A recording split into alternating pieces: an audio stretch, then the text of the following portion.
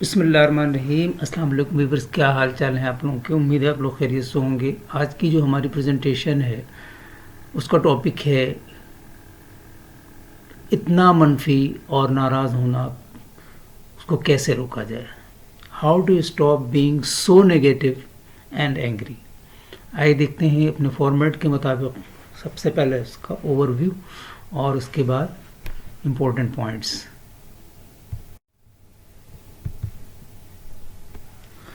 منفی اور غصے میں آنے سے روکنے کا مطلب ہے فعال طور پر اپنی ذہنیت اور جذباتی رد عمل کو تباہ کن مایوسی یا رد عمل کے انداز سے زیادہ متوازن، تعمیری اور پرامن حالت میں منتقل کرنے کو کہتے ہیں.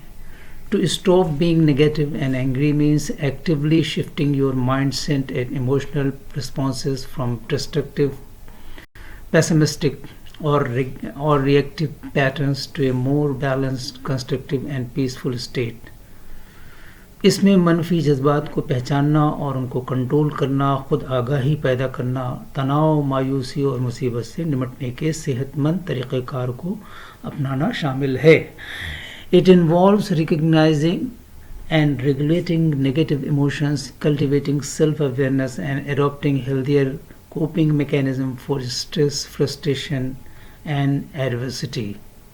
آئیے دیکھتے ہیں پوائنٹس. نمبر 1 ہے آئیڈینٹیفائی ٹریگرز. محرکات کی شناخت کریں کہ کیا وجہ ہے جس کی وجہ سے ہم اتنے نگیٹو اور اینگری ہو رہے ہیں. یہ جتنے بھی پوائنٹس ہیں، ہمارے 10 پوائنٹس ہیں، یہ سب سیلف ایکسپلینیٹری ہیں. نمبر 2 ہے پریکٹس ایموشنل ریگولیشن، جذباتی ضابطے کی مشق کرنا. نمبر 3 ہے ریفریم نیگیٹو تھاٹس، منفی خیالات جو ہمارے مائنڈ میں آتے ہیں ان کی اصلاح کرنا اور ان کو کنٹرول کرنا. Number 4 develop healthy coping mechanism, صحت مند مقابلہ کرنے کا طریقہ کار کو اختیار کرنا. نمبر 5 ہے ایکسپریس ایموشنز کنسٹرکٹیولی، جذبات کا تعمیری اظہار کرنا.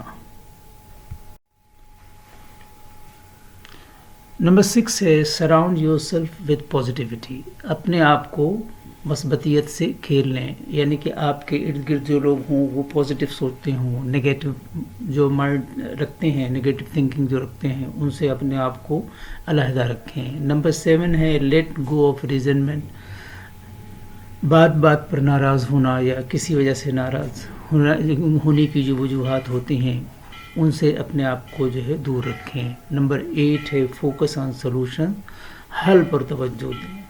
نمبر 9 ہے پریکٹس گریٹیٹیوڈ، شکر گزاری کی مشق کریں، تھینک فل ہوں، تھینک لیس نہ ہوں. Number 10 seek professional help if needed, اگر ضرورت ہو تو پیشہ ورانہ مدد حاصل کریں. اگر آپ کو کوئی ایشو اس قسم کا ہے کہ آپ بہت زیادہ نیگیٹو اور اینگری ہو رہے ہیں، تو اگر کسی سے آپ کو جو ہے اس کی ہیلپ درکار ہے تو آپ اس سے ہیلپ لیں اور اپنے اس ایشو کو ریزالو کریں. آئیے دیکھتے ہیں آج کے کوٹس اور دیکھتے ہیں کہ اس میں کیا میسج ہے. Holding on to anger is like grasping hot coal with the intent of throwing at someone else. You are the one who gets burnt. غصہ ہمیشہ تنہا آتا ہے لیکن جاتے ہوئے اپنے ساتھ عقل، سمجھ، اخلاق، ذہانت اور شخصیت کی خوبصورتی بھی لے جاتا ہے. Thank you for watching and listening. اللہ حافظ.